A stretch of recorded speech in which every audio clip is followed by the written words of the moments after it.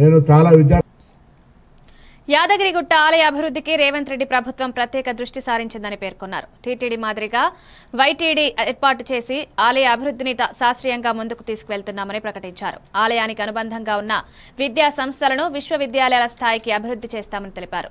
యాదగిరిగుట్టను తెలంగాణ భక్తి శ్రద్ధలకు కేంద్రంగా తీర్చిదిద్దే దిశగా కార్యాచరణ సిద్ధమవుతోందని సీఎం తెలిపారు. తాను ప్రజల ఆశలు నెరవేర్చే లక్ష్యంతో చిత్తశుద్ధితో పనిచేస్తున్నారని స్పష్టం చేశారు.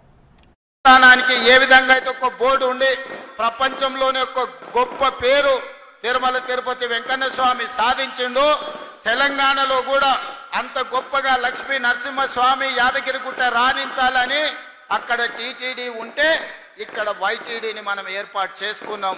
యాదగిరిగుట్ట టెంపుల్ డెవలప్మెంట్ కమిటీని వేసుకునేది ఉంది, తొందరలోనే మనం వేసుకోబోతున్నాం.